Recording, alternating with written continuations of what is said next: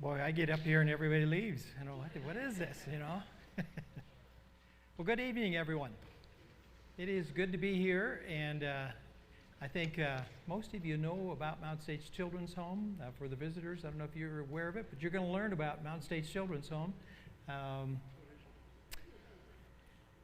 You can ask me that after I get done here. How's that? Hopefully I can explain a lot in regards to a lot of things that are going on at the Children's Home. So anyway, thanks for being here tonight. And my task tonight is to talk about the Children's Home and just let the congregation know in regards to a lot of things that are going on at the Children's Home. You know, we know about Hope Light, we see that, but this church is also involved in another great work in regards to helping kids that are coming from troubled family situations. And it's a great ministry in regards to how we can reach out and help children.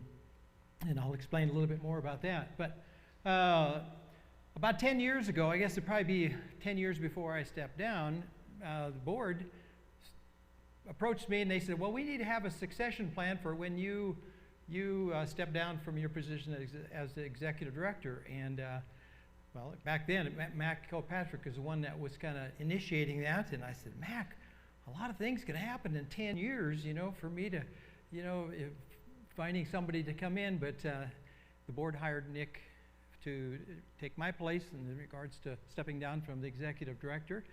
But then later on,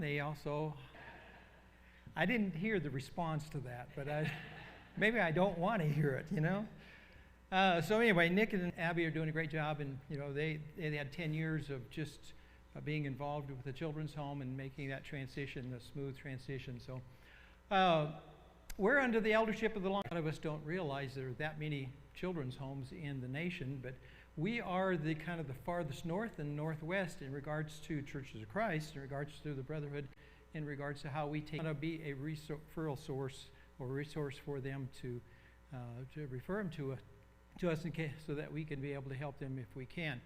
2018, we had 1,000 people. Yeah, there's a lot. A lot of them are beyond what we are networking with. One of the questions I get a lot of times, why are children placed? And they wonder where our children come from, but most come from troubled family situations.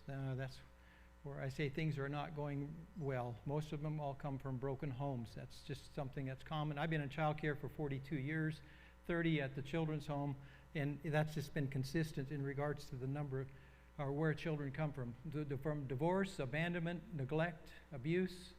Most all come from single family or a single parent.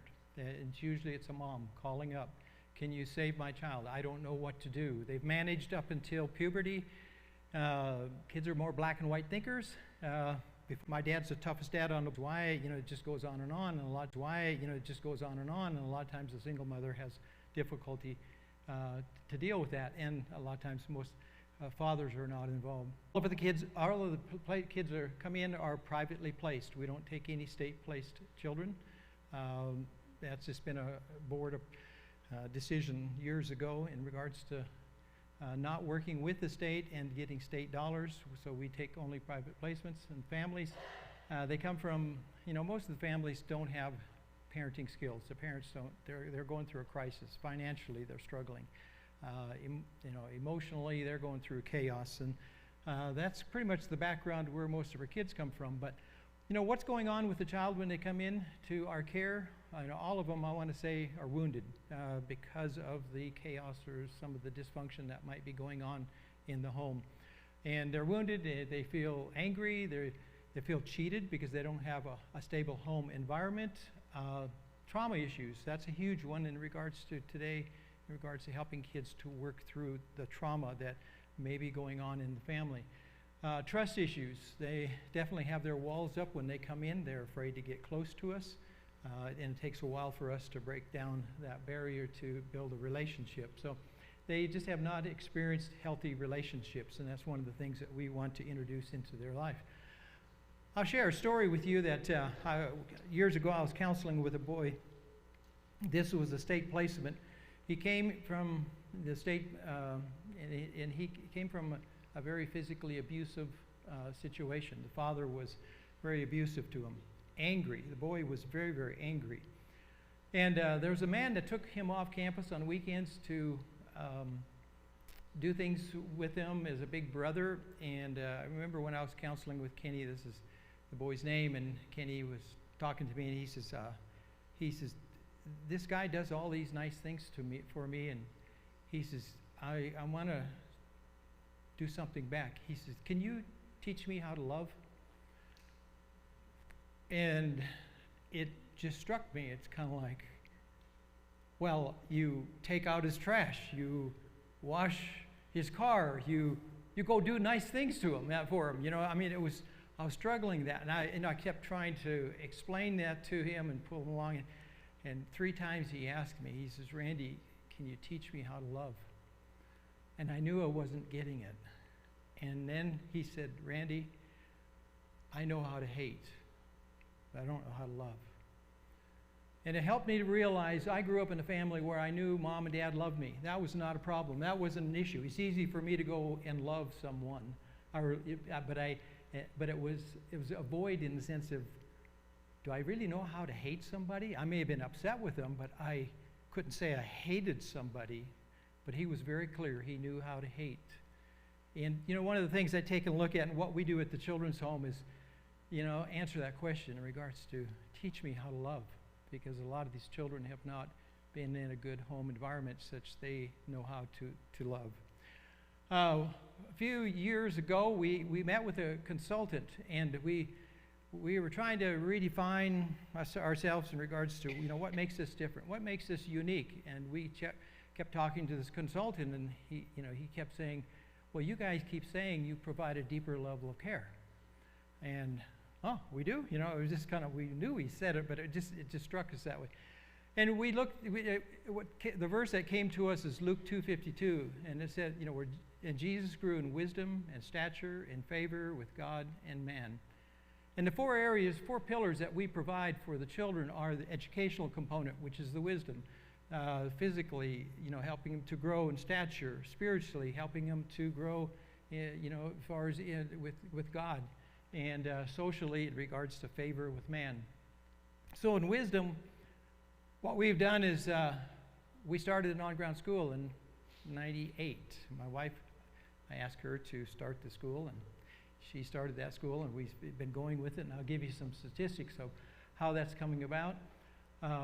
But we would send them to the public school, and within 2 or 3 days, they were like magnets to other kids who were coming from dysfunctional families. And we fought that. You know, they'd come back and they got all this support system from the public schools. And so we knew we needed to start the on-ground school, pull them out of that negative peer group so that they would start focusing on their homework. And there was a lot of things that they learned behaviorally how to act. They learned how to socialize. They learned how to study. How to organize. And we helped them academically. And of course, in school, they have a Bible class every morning, and we feel like that's the backbone of why we exist in regards to introducing Christ into their life to help them to heal. This is one of the pictures. Of course, this is one, and then here's another one with Abby as far as taking over, the more recent picture of the school. One of the things we wanted to find out in regards to how much improvement are we helping the children to improve? So we did a 12-year study. We did a pre-test and a post-test, and finding out when they came in where they were in regards to academically. And over a 12-year period of time, we found out that we were making 3.7 grade levels in academic achievement with the children, you know, after 1 year, which has helped them to feel a whole lot better about themselves. Than I've had kids come up to me and say, Randy, I got an A. I've never had an A before. I'm excited because they felt that accomplishment, but they needed to have the right structure and the right environment for them to achieve those things. The national average for high school graduation is 82% nationally.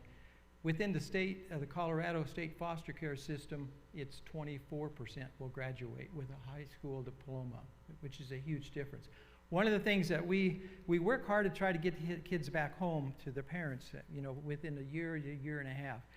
But if they are not able to go back home, if they stay in our program, we have had 100% that graduate with an accredited degree. And we feel like that's a pretty good statistic in regards to helping them to accomplish that. Stature. One of the things that we do is we provide, a family environment. We're not a shift workers. We have husband and wife teams who are our church members there. They believe in God, and that Christianity is just all part of what we do in regards to bringing the children up into the home. So these are some of the homes that you take a look at. Most of you have been on campus. If you haven't been on campus, you go north on Highway 287. It's mile marker 231. That's pretty easy to remember, 231. And but most of you have been out there. So these are just some pictures of the cottages. One of the things that we did probably about 6-7 years ago, we built a cottage. We had a capital campaign. And this cottage was built more like a habitat house. Even though it wasn't built through Habitat for Humanity, it was we had a lot of habitat workers that came out and volunteered to build this house. And it was really interesting how the community came together and started working on the house, and they built the house. One of the things what we did is before we closed up the house, we had all of the kids and asked them to go and write on the walls scriptures and prayers on all of the walls of the cottage before we put the insulation on, before we put the sheetrock on. And it was amazing because it for about 2.5 hours the kids just wrote all over the wall, inside of those walls, and we never told them what to write, but they went to town and they had a great day with it.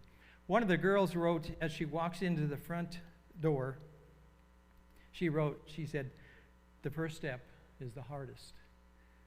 You can about imagine, how many kids are raising their hands, wanting to go to a children's home.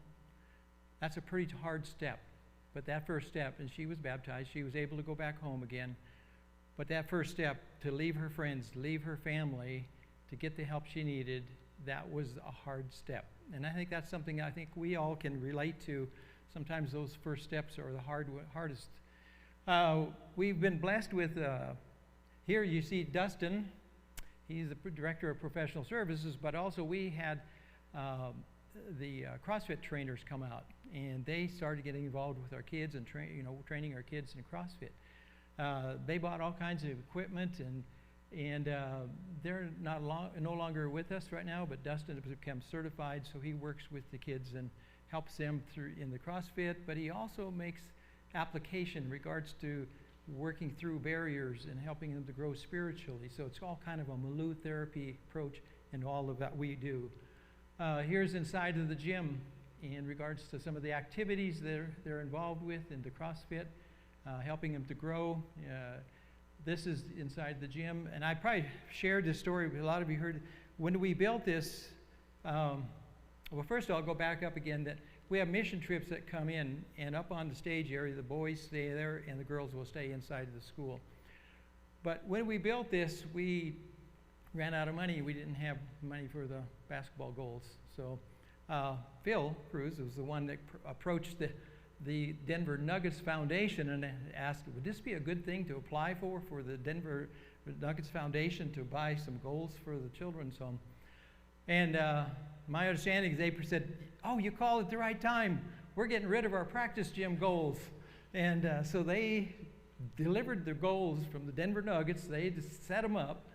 And they said, make sure you tell all the kids that Michael Jordan and Shaq and all those guys have dunked on these hoops, We thought that was pretty cool, Well, now we have new kids coming in, and we'll say, yeah, Michael Jordan and Shaq all dunked on those hoops. And who are they? It's kind of like, oh man, it just took the punch out of that. But God has blessed us in so many ways, I think, in regards to the cottage being built. Things like this in regards to, different things that were donated to the children's home. My wife has mentioned so many times, I just wish we would have just recorded all the things, how God has blessed us when we were in need, and God just came through with what we needed.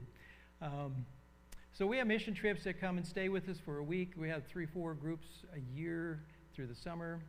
So how do they grow in favor with God? The backbone is Christianity, bringing them to know Christ.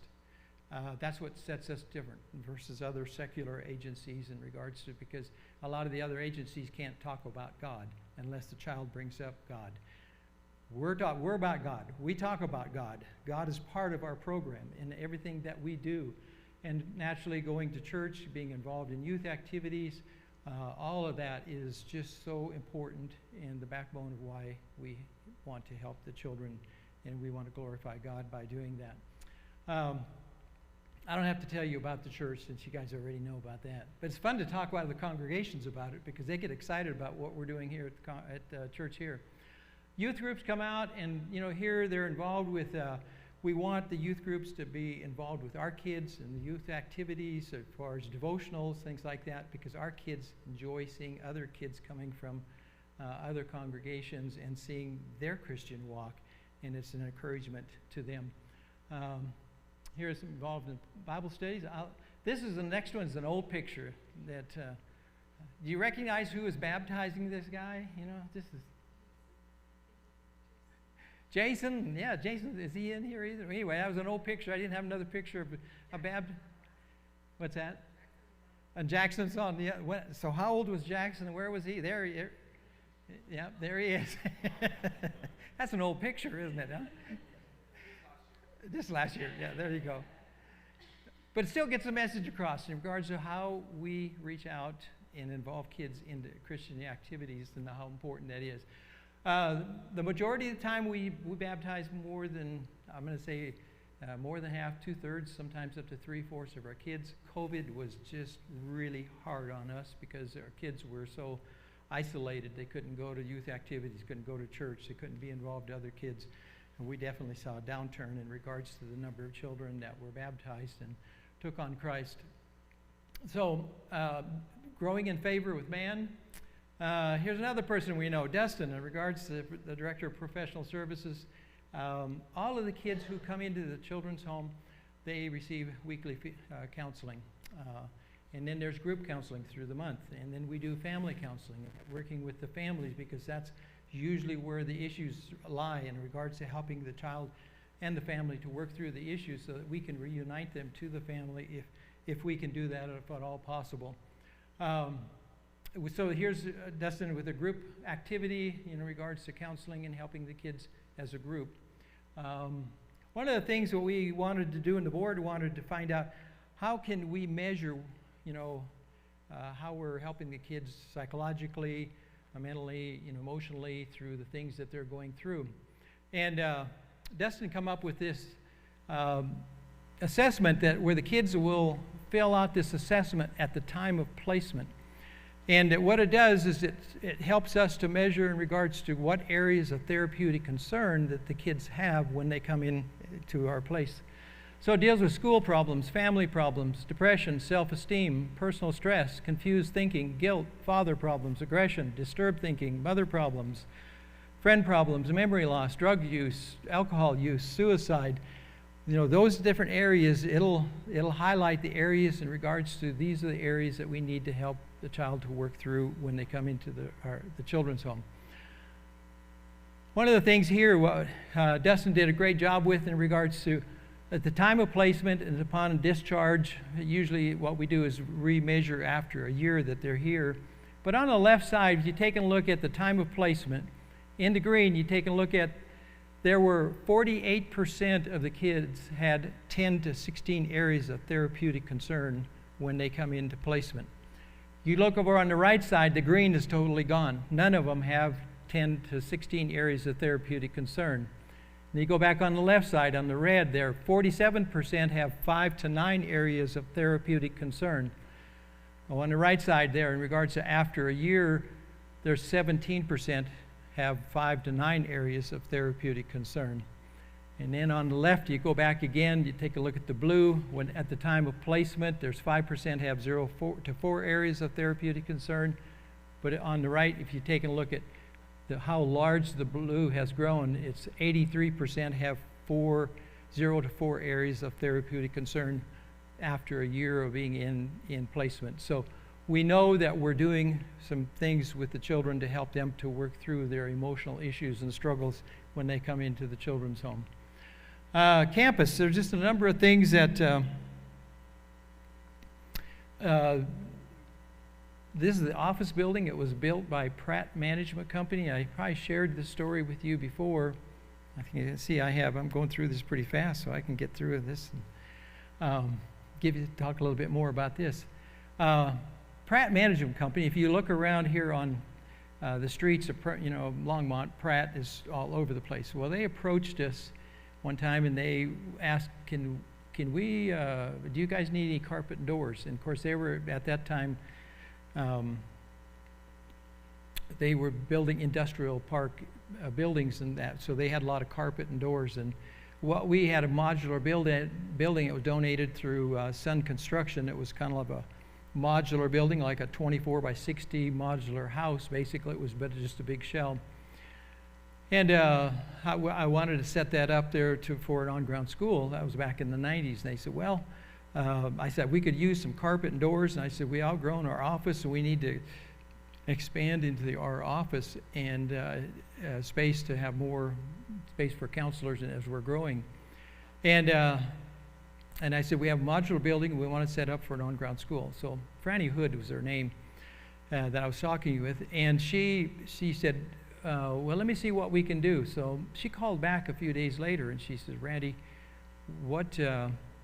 tell me more about this modular building you want to set up, because we're looking for a project. And we're thinking maybe we might be able to help you set that modular building up. And I says, so I told her about what we want to do, set this modular building up. We could use the carpet and doors for that. And so she said, well, let me bring Jim Crowder out. That was the building superintendent. And she said, I'll have him look at that. Well, he looked at it, and then a few days later, I called Franny back up, and I said, well, what did Jim think about setting up this modular building? And she said, well, he said that it'd probably be easier just to build a new school building. Would you have any problems if we built you a new school building? I said, no, that would be great. And God just kept opening up the doors for things like that. And then she turned and she said, well, I want you to do this. She said, I want you to present to us 3 different plans. One's the bare bones plan, one's the medium plan, and one was the ultimate plan. Well, the bare bones plan was just to come out and set up the modular building for our on-ground school, because the school, when we set it up, it was in the basement of one of the cottages.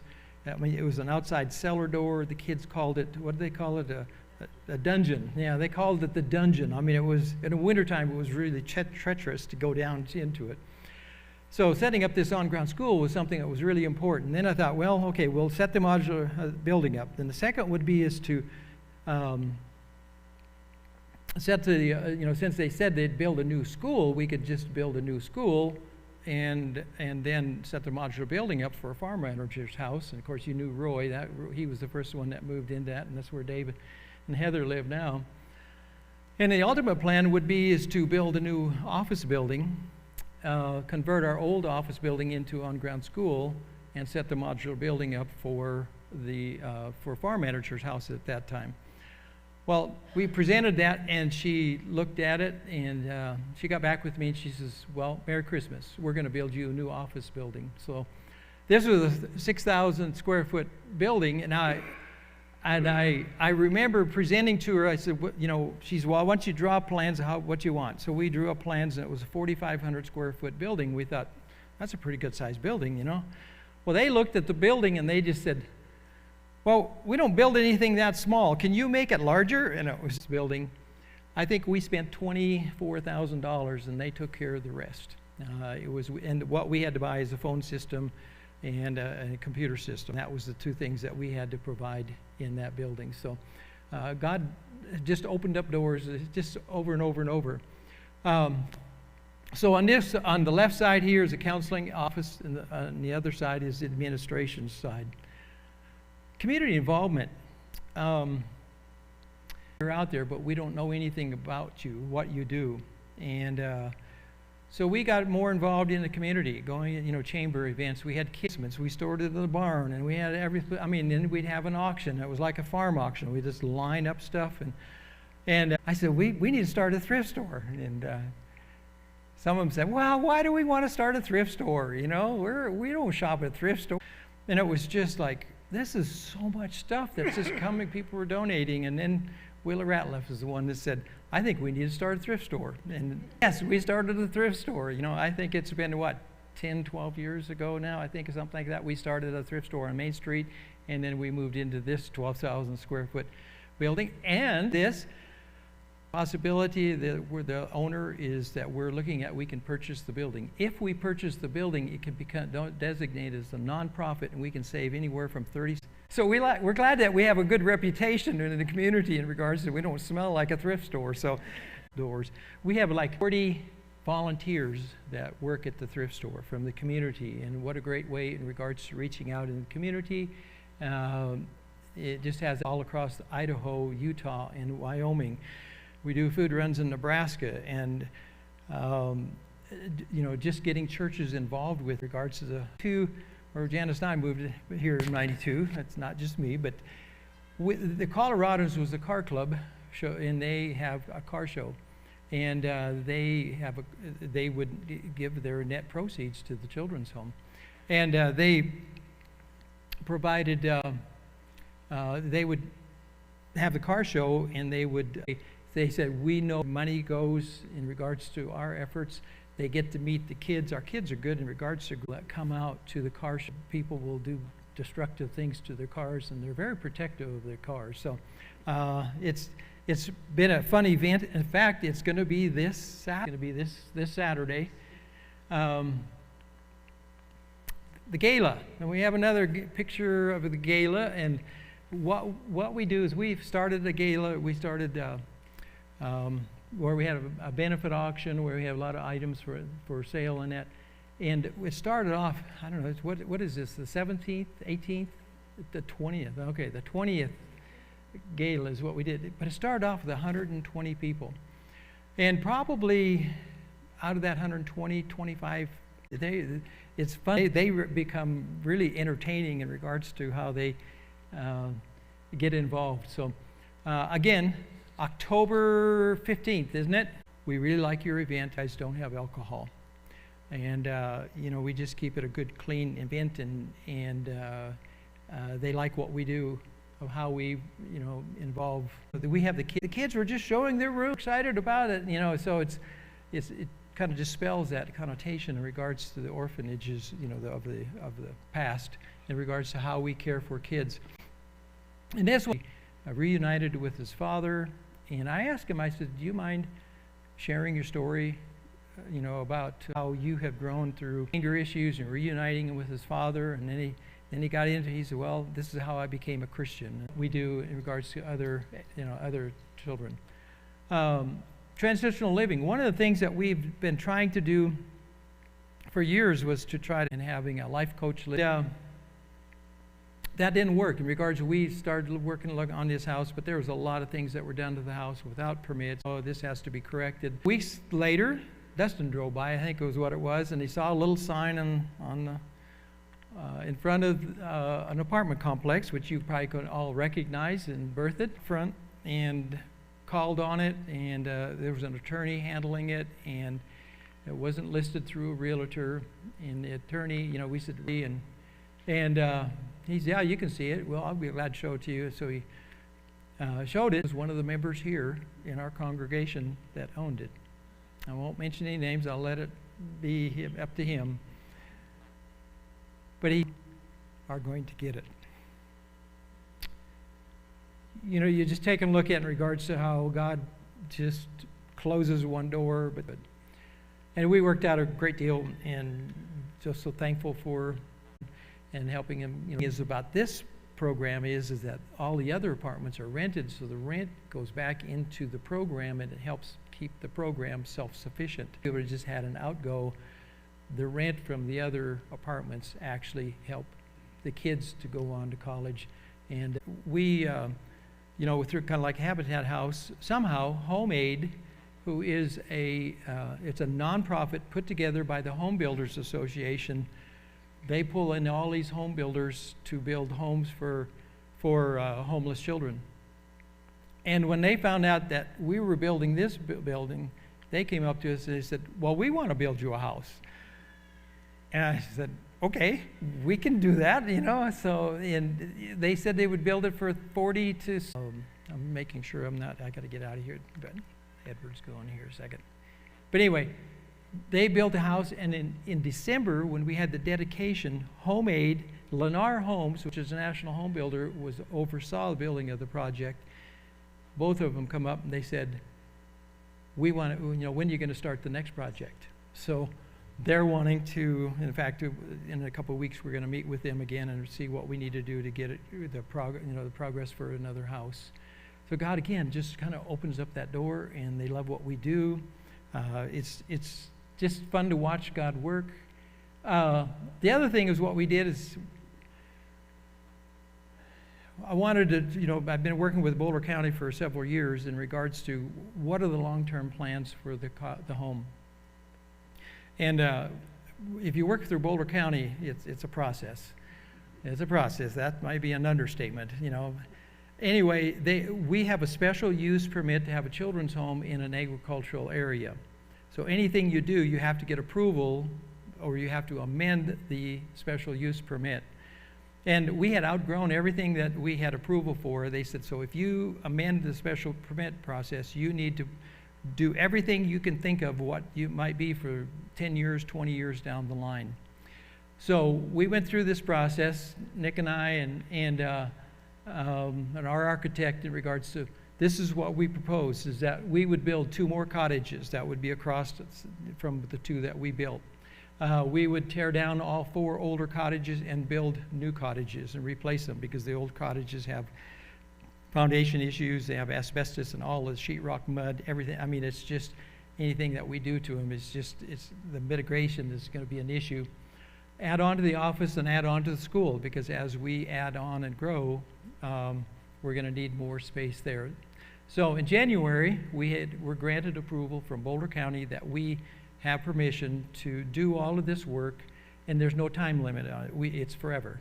So we are very thankful and blessed that we have the approval from Boulder County to be able to do that. So now we have to, when we get ready, we have to present the plans, and we'll get those approved, but at least we have permission to be able to expand and do these things in the future.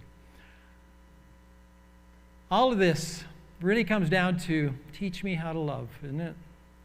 When the kids come into the children's home, we want to teach them about Christ's love, and that they're valued and they're important, and to teach them that some things they may have never experienced in their family, and have understanding what a true Christian family and the love, how important it to stabilize their life. And you guys help us to do that. And I just wanted to share, these are the things that are going on in the children's home. God has blessed it in so many ways, and you're a part of it. And so I encourage you, don't be afraid to go visit with our kids. Our kids, they're probably afraid to talk to you, but I find that most of the time when adults go talk to our kids at the children's home, they warm up. They look forward to that. You bless them by your contact and your talking to them, and you're doing this. You're teaching them how to love, because they may have not had that, and that opportunity. I'll leave it open for questions. That's a lot to throw at you. We're licensed down to 3 to 17, but most of our referrals will come in from 11 on up.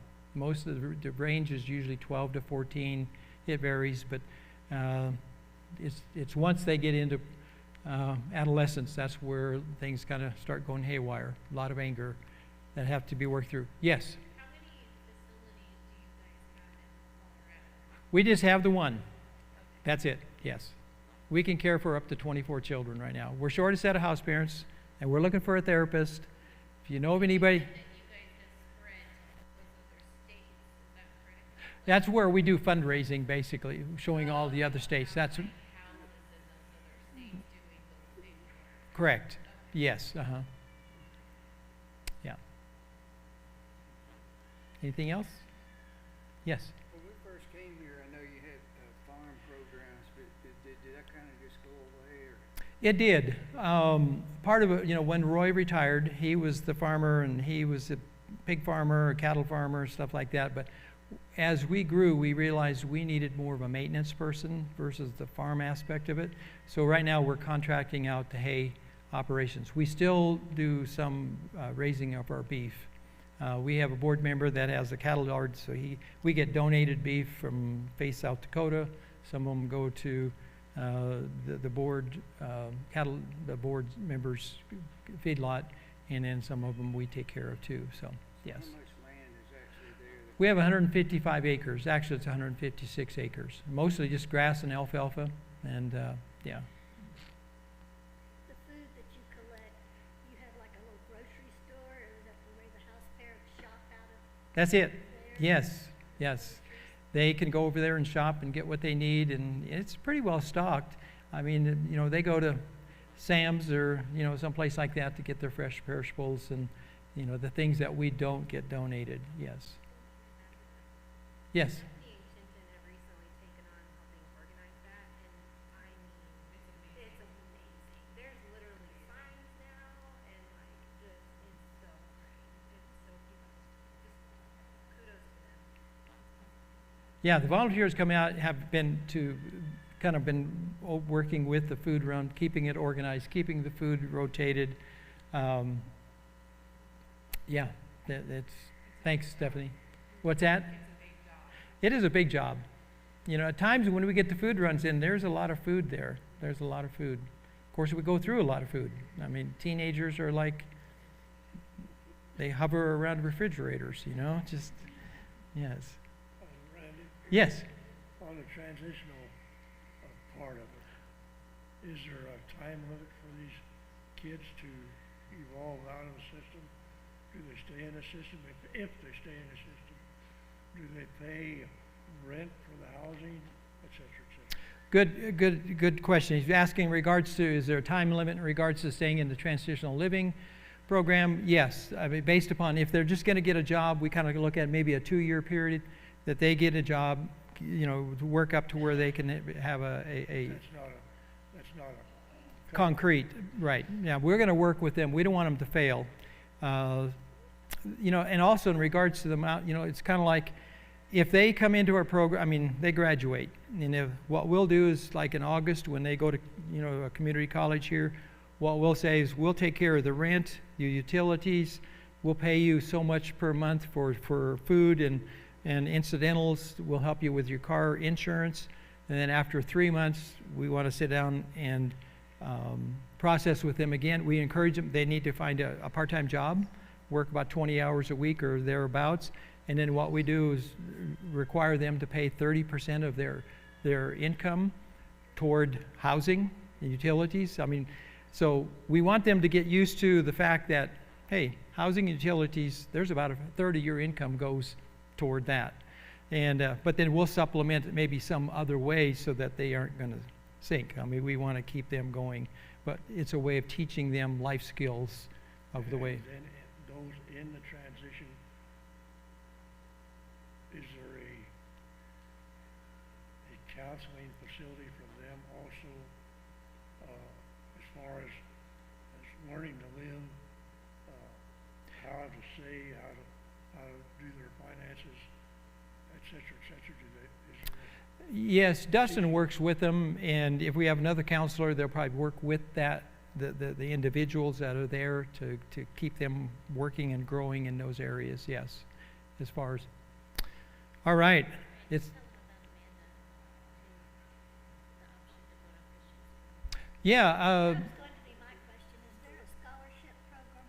Yes. What we do is like Amanda DeWitt went to, OC. She can apply for the Pell Grant, and she regards to, a lot of times they get a really good Pell Grant, and then they apply for scholarships, and then what we do is we give them so much per semester, and then also we also fund them so much, like 100 or 200 based upon what time period or whatever in regards to spending money for the month. But we encourage them also to get a job on campus or something that they need to be invested in it. We don't pay for it totally. They have to borrow some money. We want them to realize there's some bite in the, the fact that they're going to college is not just free, but, that they have to have some investment in that, yes. Yeah. But we're willing to do whatever we can to help them to, if they want to go to a Christian college, we're going to help them to do that. Yeah. Okay. Anything that involves, like in a congregation, if anybody wanted to be a part of a scholarship program for someone going to a Christian. Oh, yeah. Yeah. I mean, yeah. Her question is if anybody would like to help a person go to a Christian college, maybe through some scholarships or whatever. I'm sure Nick would be very open to that. Yeah. All right. It's 5 till. I was told 5 till so that everybody can have, if they have little ones, they can pick up their little ones. But thank you very much.